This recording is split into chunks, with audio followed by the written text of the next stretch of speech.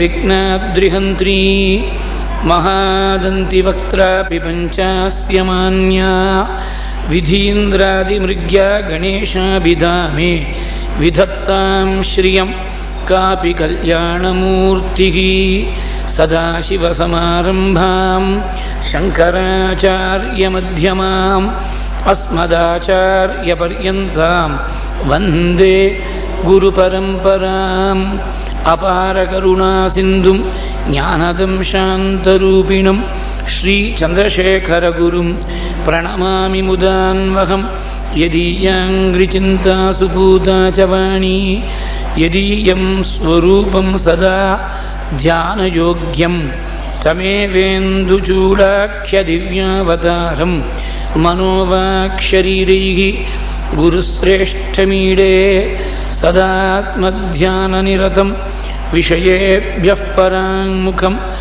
नौमि शास्त्रेषु निष्णातं चन्द्रशेखरभारतीं दोर्भिर्युक्ता चतुर्भिः स्फटिकमणिमयीम् अक्षमालां दधाना हस्ते नैकेन पद्मं सितमपि च शुकं पुस्तकं चापरेण भासा कुन्देन्दुशङ्खस्फटिकमणिनिभा भासमाना असमाना सा मे वाग्देवतेयं निवसतु वदने सर्वदा सुप्रसन्ना कूजन्तं राम रामेति मधुरं मधुराक्षरम् आरुह्य कविताशाखां वन्दे वाल्मीकिकोकिलम् आञ्जनेयमतिपाटलाननं काञ्चनाद्रिकमनीयविग्रहं पारिजाततरुमूलवासिनं भावयामि पवमाननन्दनं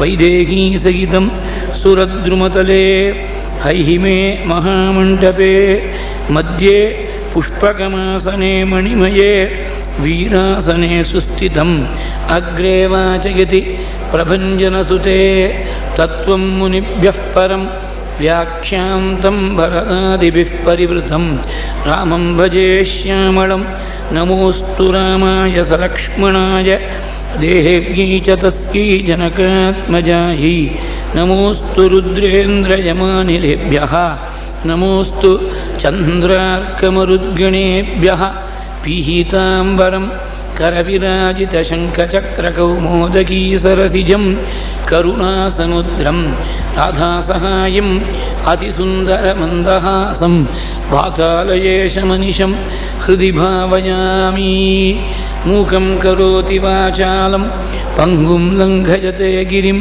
यत्कृपा तमहं वन्दे परमानन्दमाधवं भक्तवात्सल्यजलधेः परमानन्दरूपिणः अस्मदाचार्यराजस्य प्रपन्नोऽस्मि पदाम्बुजं त्र्यम्बकपुराधीशं गणाधिपसमन्वितं गजारूढमहं वन्दे शास्तारं कुलदैवतं विराजन्तं त्रिनयने वल्लीसेनापतिं प्रभुं वाञ्छितार्थप्रदं वन्दे षण्मुखं कुलदैवतं बुद्धिर्बलं यशोधैर्यं निर्भयत्वमरोगता अजाड्यं वाक्पटुत्वं च हनुमत्स्मरणात् भवेत्।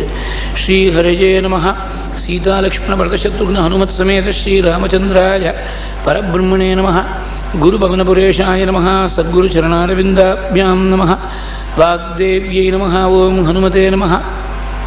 स्वस्त्यस्तु समस्तमङ्गलानि सन्तु समस्तैश्वर्यप्राप्तिरस्तु श्लोकैकलेशश्रवणपठनमात्रेण वक्तुश्च श्रोतॄणां धर्मादिनिखिलपुरुषार्थ सिद्धिप्रदे समस्तकलिकल्मषापनोतनपटुतरे श्रीमद् रामायणे वाल्मीकीय आदिकाव्ये अद्य वर्तमानकथाप्रसङ्गः पूर्वकथासङ्ग्रहश्च।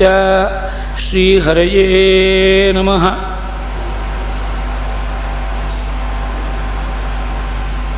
ஸ்ரீயப்பதிகான ஸ்ரீ குருவாயூரப்பனுடைய பரமானுகிரக விசேஷத்தால் நடந்து வரக்கூடிய இந்த ஸ்ரவண யஜ்ஞத்தில் பூர்வ சரித்திரத்தில் பகவான் சர்வேஸ்வரன் பதித பாவன மூர்த்தியாக ஸ்ரீராமனாக அவதாரம் பண்ணி பிதிருவாக்கியத்தை சிரசால மேற்கொண்டு கானகம் புறப்பட்டாள்.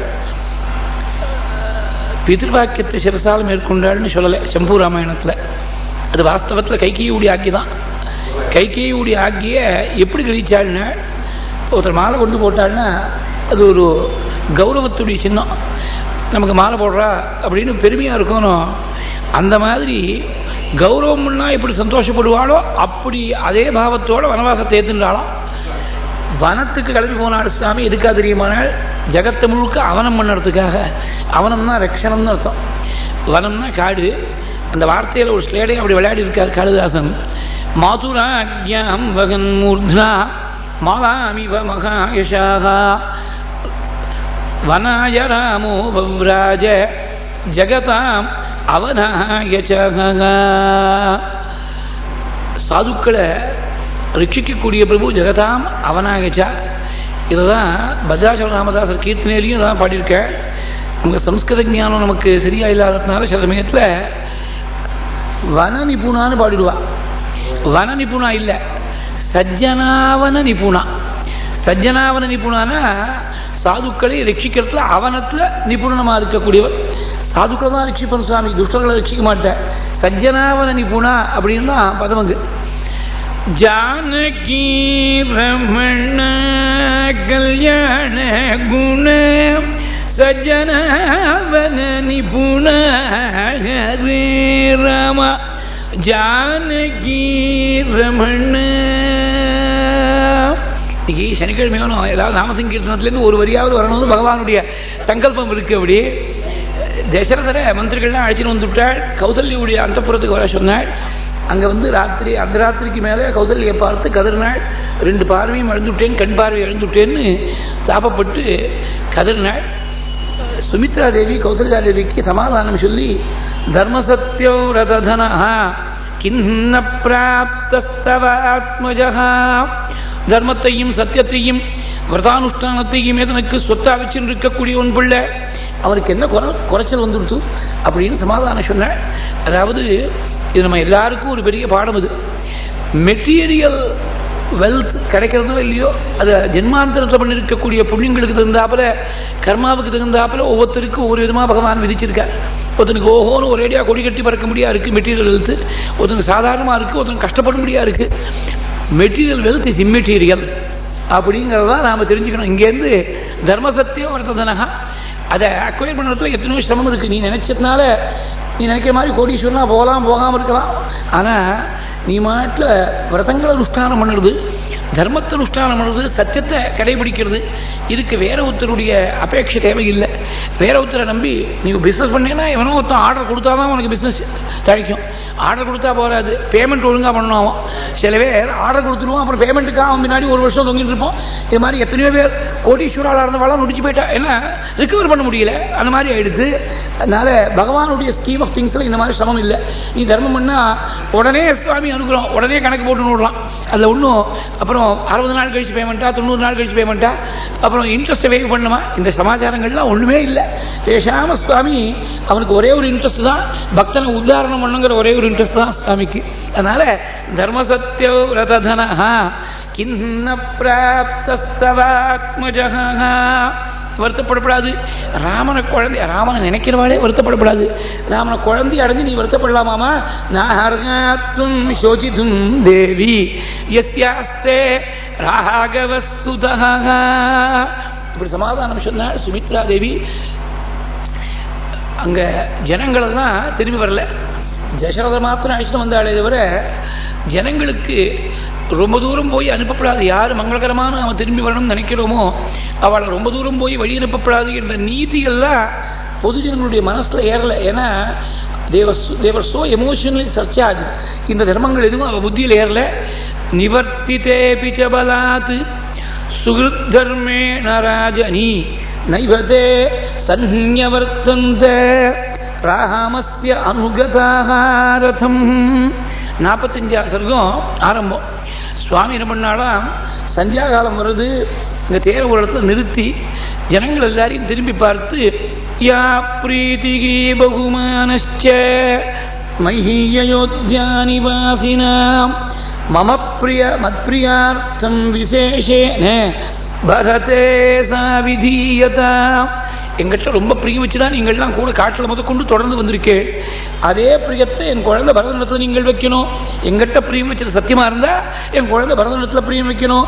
சகி கல்யாண சாரித்ரஹா கைகேயானந்தவர்தனஹா கரிஷ்யதி யதாவத்வஹா பிரியாணி சகிதானி ச ஞான விருத்தோ வயோ பாலஹ மிருதுர்வீர்யகுணான்விதஹ அனுகூலஸ்தவோ அனுரூபஸ்தவோ பர்த்தா பவிஷ்யதி பயாபகஹ.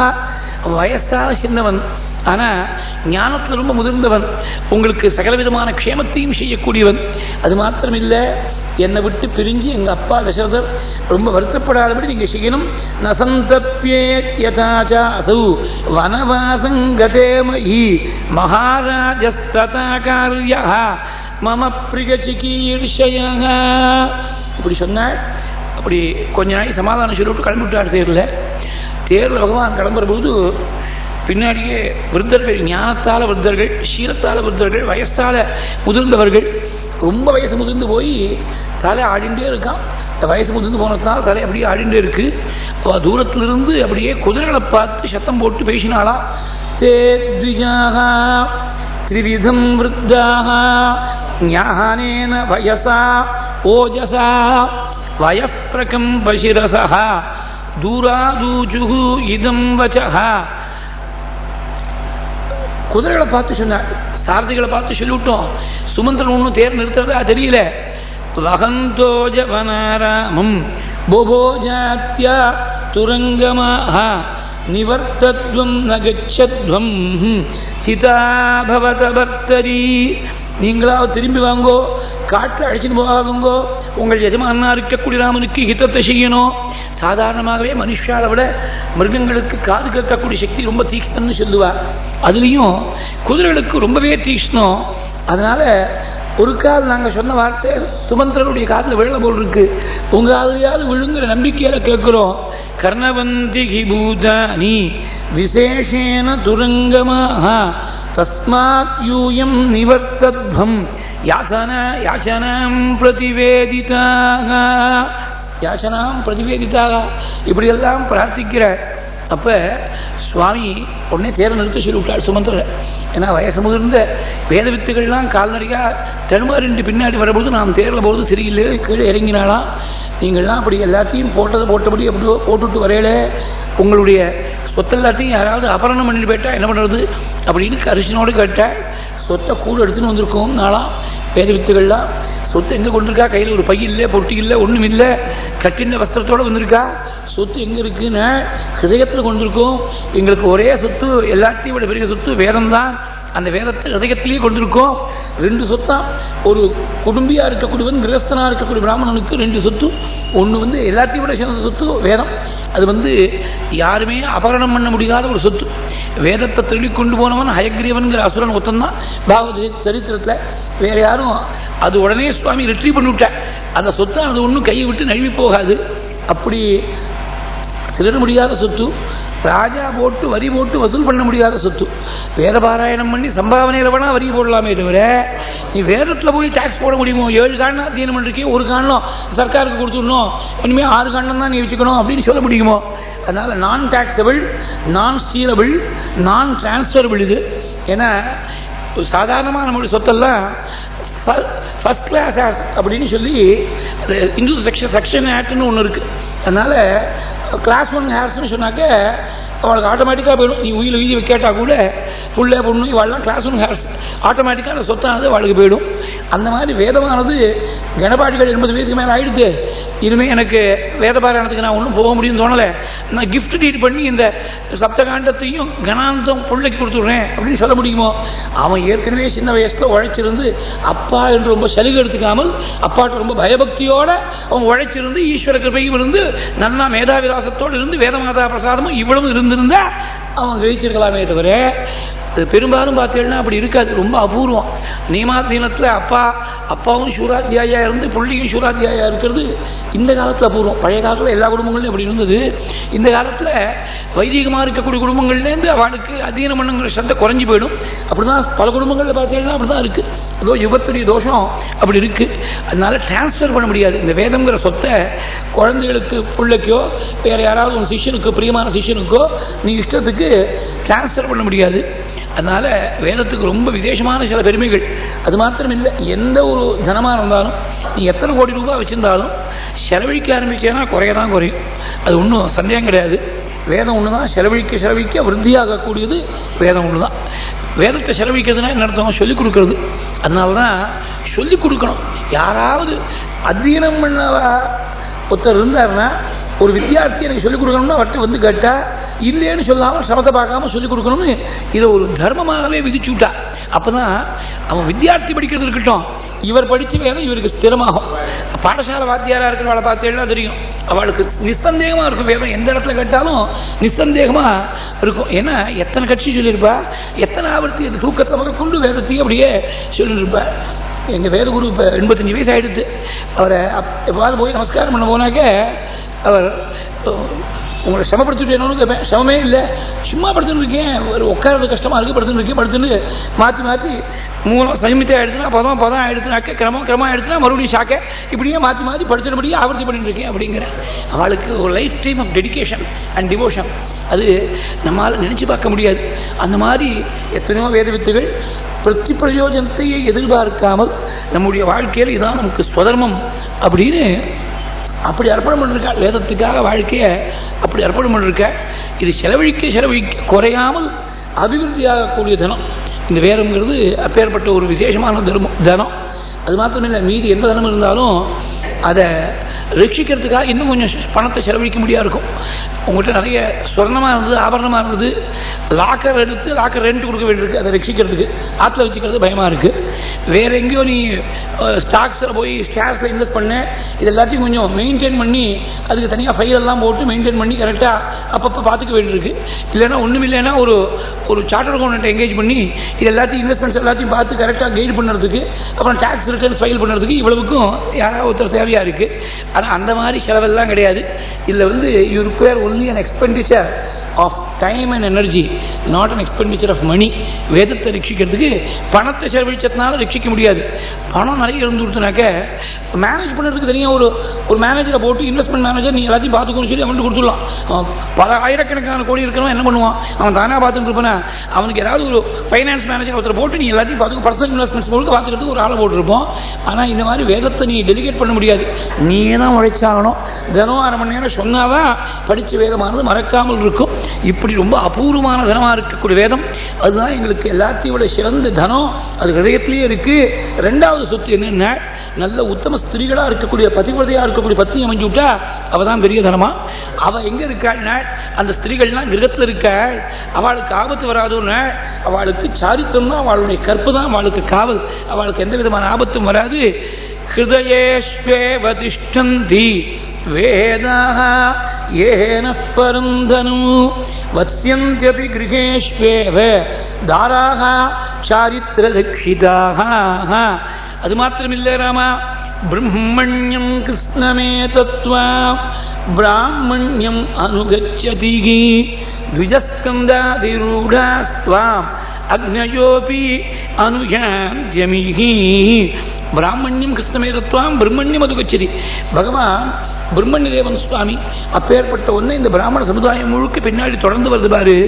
சில வேத வித்துகள் ஆயுதாகினிகளாக இருக்கிறவா அரணிக்கட்டையை தோளில் தூக்கி போட்டுன்னு வந்திருக்காள்.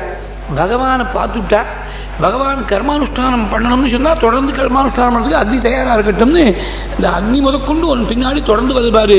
த்விஜஸ்கந்தாதிரூடாஸ்த்வாம் அக்னயோபி அனுயாந்த்யமி. அக்னயோபி, அந்த அபி ரொம்ப சுவாரஸ்யம். அதாவது அக்னி இருக்கக்கூடிய இடத்த தேடின்னு தான் வேத வித்துகள் போவாள். அக்னி எங்கே இருக்குன்னா ஆற்றுல ஒரு இடத்துல அக்ஞகாரம்னு பேர். அந்த இடத்துக்கு அக்னியை வச்சு ரட்சிக்கக்கூடிய இடத்துக்கு யஜ்யவேதி அக்ஞகாரம்னு சொல்றது. அக்ஞகாரம்ங்கிறது வால்மீகி வார்த்தை. அக்ஞகாரம் இவாக்னேகா அப்படின்னு சுந்தரகாண்டத்தை சொல்லியிருக்க. அந்த வேதி எங்கே இருக்கோ அங்கே போய் தான் அக்னிஹோத்திரம் பண்ணணும். நடுத்தரவில் பண்ண முடியாது, வேறு எங்கேயோ இடத்துல பண்ண முடியாது. அது எந்த இடத்துல அக்னிஹோத்திர வேதி கல்பிதமாக இருக்கும் அங்கே தான் அக்னியை தேடின்னு தான் போய் ஆகணும். ஆனால் அந்த நியதிக்கு நேர் விதிவிலக்காக அக்னி ஒன்றை தேடின்னு வந்திருக்கு பாரு, அக்னஜோபி அனுயந்தியபி. அது மாத்திரமில்லை, இந்த கொடைகள் வெண்குடைகள்லாம் கொண்டிருக்கலாம் சில வேத வித்துகள். அவள்லாம் வாஜபேயம் பண்ணவர். வாஜபேயம் பண்ணால் ராஜாக்கள்லாம் வாஜபேயம் பண்ணக்கூடிய இஜ்வாவுக்கு வெண்குடை பிடிக்கணும்னு இருக்கு. அந்த வாஜபேயம் பண்ண சமயத்தில் தசரத மகாராஜா வெண்குடை கொடுத்து அனுப்பிச்சிருக்கார். It is a mark of royal recognition and royal reverence for the performance of the sacrifice. அதனால் உங்கள் அப்பா கொடுத்துருச்ச வெண்கொடைகள்லாம் இருக்குது, நாங்கள் என்ன பண்ண போகிறோம், உனக்கு காட்டில் போகிறபோது வெயிலுக்கும் மழைக்கும் ரட்சையாக இந்த கொடைகள் கிட்டும் கொண்டு வந்திருக்கோம். வாஜபேய சமுத்தானீஹி சத்ராணி ஏதானி பஷ்யயா பிருஷ்டதோனு பிரயாதானி மேகானி வகிமாத்யஜேகே. எல்லாரும் பக்தர்கள்லாம் உன்னை பிரார்த்திச்சுன்னு கெஞ்சின்னு வராளே, பக்தி பண்ணக்கூடிய பக்தர்கள்ட்ட நீ பக்தி காட்ட வேண்டாமா? யாச்சமானேஷு பக்தேஷு பக்திம் பக்தேஷு தர்ஷயா. என்ன ஸ்லோகங்கள், அற்புதமான ஸ்லோகங்கள். இந்த மரத்துடைய கடையில பாரு, அப்படியே உட்கார்ந்து இருக்கக்கூடிய பட்சிகள் எல்லாம் ஒரு கண் கூட கொட்டாம ஒரே இடத்துல உட்கார்ந்து இருக்கு. பட்சி சாதாரணமாக ஒரே இடத்துல உட்காராது, இன்னும் ஆகாரத்துக்காக சுத்திகிட்டே இருக்கும். ஆகாரம் தேட வேண்டிய அவசியம் இல்லை, தேடி சாப்பிட்டாச்சுன்னு சொன்னா கூட சேஷ்டை ஒரு கிளையிலேருந்து இன்னொரு கடைக்கு போகும். அந்த கடையிலேருந்து 5 நிமிஷம் கழிச்சு முதல்ல உட்கார்ந்த கடைக்கே திரும்பி வரும். அங்கே போவானே திரும்பி வந்து உட்காருவானே அப்படின்னாக்க அதுக்கு ஸ்வபாவம். அது பட்சிக்கு ஸ்வபாவம். சேஷ்டைக்காகவும் சஞ்சாரம் பண்ணல, ஆகாரத்துக்காகவும் சஞ்சாரம் பண்ணல. அந்த பட்சிகள் எல்லாம் அப்படியே ஒரு இடத்துல செவரில் வீதின சித்திரமாட்டமாக உட்கார்ந்துட்டு உன்னை பிரார்த்திக்கிற மாதிரி இருக்கு பாரு ராமா அப்படின்னு வேத வித்துகள்லாம் சொல்ற. பட்சிகள் வாயத்திலிருந்து ஒன்றும் சொல்ல. இந்த சர்க்கம் முழுக்க வேத வித்துகள் தான் பகவானை பார்த்து சொல்ல முடியாது. பெரும்பாலான ஸ்லோகங்கள் அப்படிதான் இருக்கு.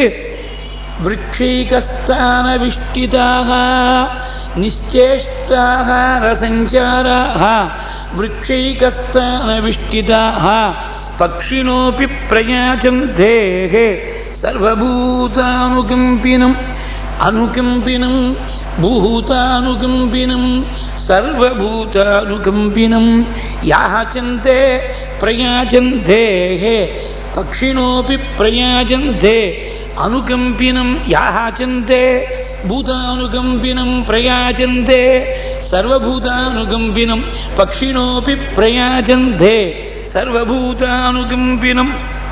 பட்சிகள்லாம் ஏன் உன்னை பிரார்த்திக்கிறது தெரியுமா? தாமா நீ ஆட்சி புரிய போறேங்கிற நம்பிக்கையில் நாங்கள்லாம் கூட கட்டி குடும்பம் நடத்தலான்னு ஆரம்பித்தோமே, நீ எங்களெல்லாம் விட்டுட்டு போயிட்டேன்னா எங்களுக்கு யார் கதி இருக்கா, வேற யார் கதி இருக்கா அப்படின்னு பிரார்த்திக்கிறது. நீ பட்சிகள்கிட்ட கருணை காட்ட வேண்டாமா? நீ சாட்சாத் நாராயணனாச்சே, உனக்கு வாகனமே ஒரு பட்சி தானே, அந்த வர்க்கத்தில் வந்த ஒரே ஒரு பெருமைக்காவது எங்களுக்கு கருணை காட்ட வேண்டாமா? பக்ஷினோ பிப்ரயாச்சந்தே. இல்லை, உன்னுடைய சரித்திரம் ஆரம்பிப்பதற்கு காரணமே ஒரு கிரௌஞ்ச பட்சியை அடித்து கீழே வைத்தது தானே, அந்த சம்பவம் தானே ராமாயணத்துக்கே புள்ளியார் சொல்லியா அமைஞ்சது. பட்சிகள்கிட்ட கருணை காட்ட வேண்டாமா? நீ காட்டில் போய் ஒரு பட்சியாக இருக்கக்கூடிய ஜட்டாயுசுக்கு ஆகிதாக்களை சம்ஸ்காரம் பண்ணி புண்ணியலோகத்தை அனுகிரகம் பண்ணி கொடுக்க போற. எங்கேயோ காட்டில் இருக்கக்கூடிய பட்சிக்கு அனுகிரகம் பண்ணுறதுக்கு முன்னாடி உன் ஊரில் உன் நாட்டில் இருக்கக்கூடிய பட்சிகளுக்கு கருணை காட்ட வேண்டாமா? பக்ஷினோ பிப்ரயாச்சந்தே. நீ உன்னுடைய கருணையானது மனுஷ வர்க்கத்துக்கு மாத்திரம் இல்லை. கருணைங்கிறது சாதாரணமாக நமக்கு வேண்டிய வாழ்க்கை தான் நாம் கருணை காட்டுவோம். மகான்கள்லாம் எல்லாத்தையும் கருணை காட்டுவார். ஞானிகள்லாம் எல்லாத்தையும் கருணைனா மனுஷ வர்க்கம் மாத்திரம் இல்லை, ஈ எறும்பு பூச்சி புழு எல்லாரும் ஒரே மாதிரி தான் அவளுக்கு. ஏன்னா எல்லாம் ஒரே பிரம்மஸ்வரூபம் அப்படின்னு பார்க்குறவா, எதுலேயுமே அவளுக்கு வித்தியாசம் தெரியாது. அந்த மாதிரி பரபிரம்மமாக இருக்கக்கூடிய பரமாத்மா ராமனாக அவதாரம் பண்ணி வந்திருக்கிற போது நீ எல்லாத்தையும் கருணை காட்ட போற. காட்டில் போய் ஒரு வேடுவனாக இருக்கக்கூடிய குகனுக்கு, ஒரு ராட்சசனாக இருக்கக்கூடிய விபீஷணனுக்கு, ஒரு வானர சிரேஷ்டனா இருக்கக்கூடிய சுக்ரீவனுக்கு, ஒரு பக்ஷியா இருக்கக்கூடிய ஜட்டாயுசுக்கு, ஒரு ரிக்ஷமா இருக்கக்கூடிய கரடியான ஜாம்பவானுக்கு, ஒரு சின்ன சாதாரண பிராணியா இருக்கக்கூடிய அணிலுக்கு, இப்படி சர்வ ஜீவராசிகளுக்கும் கருணை காட்டக்கூடிய நீ அயோத்தியில உனக்காகவே ஏங்கிட்டு இருக்கக்கூடிய பட்சிகளான எங்கள்கிட்ட கருணை காட்ட வேண்டாமா? பக்ஷினோ பிப்ரயாச்சந்தேஹே சர்வபூதானுகம்பினு. ராமா, உன்னுடைய கருணைக்கு நாங்கள் பாத்திரமாகணும்னா வெளியில் இருக்கக்கூடிய விவகாரத்தை எல்லாத்தையும் நிறுத்திக்கணும். மனுஷாளுக்கு எல்லாருக்குமே இதுதான். பகவானுடைய கருணைக்கு ஒருத்தன் பாத்திரமாகணும்னா இந்திரியங்களுடைய பிரவೃತ್ತಿ அடங்கணும். பகவானுடைய கிருபையை பெறுவதற்கு இவன் தன்னை யோகிதை உடையவனாக மாற்றிக்கணும். சாப்பாடுக்காகவோ வேற சேஷ்டையிலையோ மனசானது அளவாயாமல் இருக்கணும் அப்படின்னு சொல்றியா? அதுக்காக தான் நாங்கள் ஆகாரத்துக்காக வெளியில போகாமல் இருக்கோம், சேஷ்டைக்காக சஞ்சாரம் பண்ணாமல் இருக்கோம்.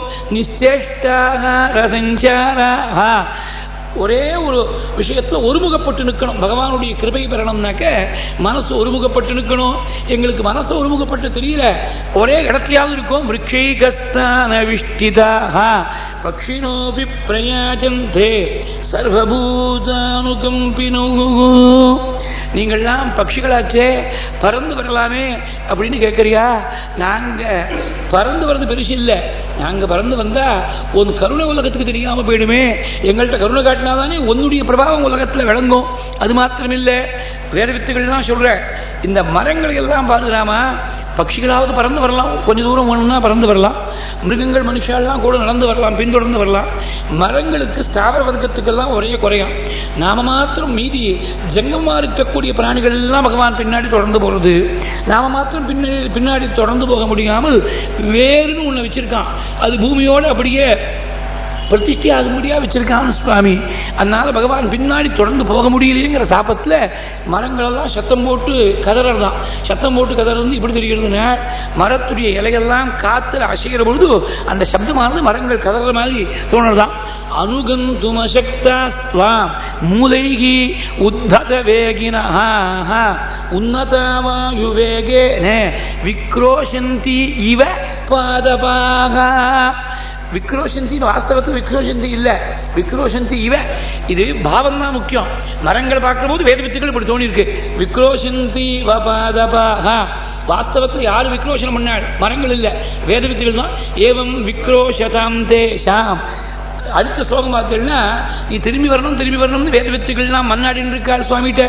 ஏவம் விக்ரோஷதாம் தேஷாம் த்விஜாதீனாம் நிவர்த்தனே தத்ரிஷே தமசா தத்ர வாரயந்தி வராகவம். அந்த தமசா நதி இப்படி குறுக்க போற, அவ நதியோனும் மேற்கேந்து கிழக்க போற, சுவாமி வடக்கேந்து தெற்க வந்து இருக்க. குறுக்க போகக்கூடிய நதியை பார்க்கிற பொழுது இவ்வளவு பேர் சொல்லி கேட்கல, நீ திரும்பி போக மாட்டேங்கிறதாமா, நான் பிசிக்கலா உன்னை தடுக்க போறேன்னு தடுக்கிற மாதிரி தமசாவை பார்த்தா அப்படி தோணுதான். தத்ரிஷே தமசா தத்ர வாரயந்தி வராகவம். அன்னைக்கு ராத்திரி எங்க தமசா தீரத்துல ஹால்ட் பண்ற. ராத்திரி கீழே கட்டாத்துல சுவாமியும் சீதையும் படுத்துட்டு இருக்க. லக்ஷ்மணன் தூங்கல, சுமந்திரன் தூங்கல. ராத்திரி முழுக்க சுமந்தருக்கு ராமனுடைய அனந்த கல்யாண குணங்களை எல்லாம் எடுத்து லக்ஷ்மணன் வாக்கால வர்ணிச்சாலாம். கதயாமாச சூதாய ராமஸ்ய விவிதான் குணானி, ராமஸ்ய விவிதான் குணானி. அப்படி ராத்திரி முழுக்க ஜாகிரதோஹ்யே வதாம் ராத்திரிம். ரெண்டு பக்தர்கள் சேர்ந்தா இன்னும் பகவானை பத்தி பேசுவாள், இல்லையா பாகவதோத்தமனை பத்தி பேசுவாள். அவளுக்கு வேற பேச்சே தெரியாது. அவளுக்கு எப்படி குகனும் பரதனும் சேர்ற போது அங்க ஒரு பாகவதோத்தமனா இருக்கக்கூடிய லக்ஷ்மணனை பத்தி பேசினாள், குகனுக்கு லக்ஷ்மணனுக்கு சொன்னாள் பின்னாடி வரப்போகுது. அதே மாதிரி இங்க பகவானுடைய குணங்களை லக்ஷ்மணனுக்கு சுமந்திரனுக்கு சொன்னாள். பாகவதத்தில் பார்த்தீங்கன்னா விதுரரும் உத்தவரும் யமுனக்கரையால் சந்திக்கிற பொழுது பகவானுடைய குணம், பகவானுடைய குணங்களை கதனம் பண்ணுறது என்ற ஒரு படகை கொண்டு பகவானை விட்டு பிரிவி என்ற சமுதிரத்தை தாண்டினார் அப்படின்னு. இதிசக விதுரே ந விஸ்வமூர்த்தே குணகதையா சுதயா பிராபிதோருதாபகா க்ஷணமிவ புலினே யமஸ்வசுஸ்தாம் சமுஷித ஔபகவிகி. பெரிய வீடு கட்டினா இல்ல, நல்ல பிரியமான பத்னி, எல்லாத்திலையும் அனுகூலமா இருக்கக்கூடிய பத்னி இருந்தாள். தாரீர்வா கிம் சுதீர்வா கிம் ஏன பஷ்யந்தி ராகவம். நிறைய சம்பாதிச்சான், பெரிய பதவி இருந்தது. இவ்வளவு இருந்து என்ன பிரயோஜனம்னா, ராமனை ஒருத்தன் பார்க்கலன்னா கின்னுதேஷாம் கிருகை காரியம். இந்த கின்னுதேஷாம் கிருகை காரியம்ங்கிற ஸ்லோகத்துடைய அடிப்படையில் தான் ஆச்சாரியால் ததக்கிம் ததக்கிம் ததக்கிம் ததக்கிம் குரோரங்கிரி பத்மே மனச்சேர்ன லக்னம் ததக்கிம் ததக்கிம் ததக்கிம் ததக்கிம். ஒரே மாதிரிதான் ரிஷிகளுடைய வாக்குக்கு கொஞ்சம் கூட இந்த பக்கம் அந்த பக்கம் விலகாமல் தான் பகவத்பாதால் பேசுவார். அதனால மகர்ஷி வால்மீகி சொல்லிருக்கக்கூடிய விஷயம் தான் பின்னாடி இங்க வந்து ராமனை சொன்னாள், அங்க குருவை சொன்னாள். இதான் வித்தியாசமே தவிர கின்னுதேஷாம் கிருகை காரியம். அவ என்ன போகத்தை அனுபவிச்சா என்ன, எத்தனை தனம் இருந்தா என்ன, ராஜ்யம் இருந்தா என்ன, பத்தி இருந்தா என்ன, குழந்தை இருந்தா என்ன, ஏன பஷ்யந்தி ராகவம். ராமனை பார்க்காம விட்டா ஜென்மா வீணா போயிடுமே. ஏகஸ்வத் புருஷோ லோகே லக்ஷ்மணः சக சீதையா அனுகச்சதி காகுஸ்தம் பிராதரம் பாலயன்வனே. சத்புருஷன் தான் உலகத்தில் ஒரே ஒத்தன் தான் லக்ஷ்மணன். அண்ணா பின்னாடி தொடர்ந்து விடாமுயற்சியா கைங்கறி பண்ணதுக்காக கூட போயிருக்காரு. அதுல பௌராங்கனைகள் தான் சொல்றாளாம், எங்க ராமன் இருக்காளோ அங்க பயம் கிடையாது, அங்க தோல்வி கிடையாது, அவமானம் கிடையாது. எத்திர ராமோ பயம் நாஸ்தி நாஸ்தி தத்ர பராபவः பாதச்சாயா சுகா பர்த்துஹு தாதுரிசஸ்ய மகாத்மனஹ. அப்பேற்பட்ட மகாத்மா எந்த பிரபுவுடைய சந்நிதியில, அதாவது ராமனுக்கு திரேதாயுகத்தில் ராமாயணத்தில் இது அப்ளிகபிளோ அது உண்மையான ஞானிகள் மகான்களுக்கு எல்லா காலத்திலையும் அப்ளிகபிள். யாராவனா இருக்கட்டும், நீங்க மகாபெரிவாளா இருக்கட்டும், ரமண மனுஷியா இருக்கட்டும், யாரோ ஒரு மகான் ஒரு ஞானி அவளுடைய சந்நிதியில் போனா அங்க